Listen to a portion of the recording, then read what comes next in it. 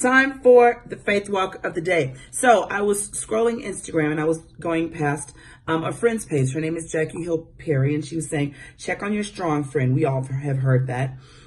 She said, check on your strong friend is valid. I'm usually that friend, but I've learned that it's not just my strength that inhibits my friends from checking on me. Sometimes it's my lack of vulnerability. I have to be willing to show my friends where and how I am weak so they can know what to check on. This whole business of being real friends and checking on people is really complicated because everybody's level of vulnerability is different. Some people are very talkative and they tell everything. Some people don't give a lot of details. They just give you an overview, not because they don't trust you. That's just the way they communicate. And in these days and times, everybody is sensitive and everybody takes things personal. So sometimes it's hard to build real friendships because they want you to friend the way they friend. Like Google has a bajillion friends. She can make brand new friends everywhere, invite them to her house, go to their house, travel with them. That's not my style. And it doesn't mean that I don't make real friends. And I wouldn't say that I'm trying to protect myself or I'm trying to keep people from doing me wrong, because the Bible told me to trust God. It didn't tell me to trust people. So I don't put too much trust and faith in people to help me answer or fix or repair anything. Not that I don't think that they can, but everybody gives information based on their experience and what they know. So I'd rather stick with Jesus. The word says, one who has reliable friends, who does not have reliable friends, soon comes to ruin.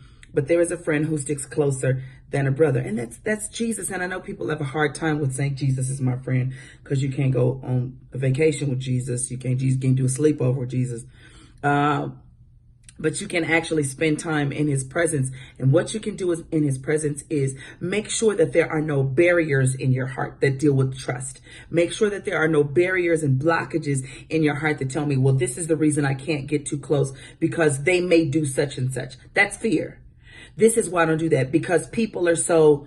That's fear. And you shouldn't operate from a place of fear. There's no way you can get to this loving, amazing relationship operating from a place of fear. Afraid people will let you down. Afraid people won't be there for you. Afraid people will tell your business. You have to free yourself in order to be a good friend. And that's on both sides. Whether you are looking for someone to give you a call when you're going through, it's okay to send a text and go, hey, y'all having a rough time. Don't sit there and have a rough time and then expect people to read your mind or decode your text messages or decode your social media posts. Just be honest, right? And then trust that you have good enough friends that will call you and pray with you. I posted something the other day in my story about, God revealing, any snakes and clowns, and, don't let me mistake a business associate for a real friend. Don't let me get my heart broken by friendship. And my DMs and text messages were full of people praying for me that God would reveal all. But what I want people to understand, one, don't put too much expectation on human beings because we are human. Two, be honest and find the source of your lack of vulnerability. Find the source of the reason why you don't trust people. Maybe it's past hurts, but you can't take that one bad situation and think that's going to happen for the rest of your life. Everybody's going to let you down. Everybody's going to tell your business on Facebook. Find real, genuine friends that you can go sit on their couch and cry. I have those kind of friends.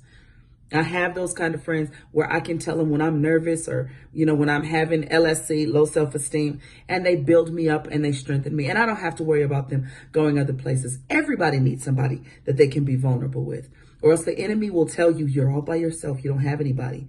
And if you've had bad friends, you'll believe what the enemy says. But if God says, if Jesus says he is your friend, he is. And he's the kind of friend that'll tell you who's a good friend and who's not. The Holy Spirit will go, not that one. And then the Holy Spirit will sometimes give you a release to talk to people. All right, that's the faith walk.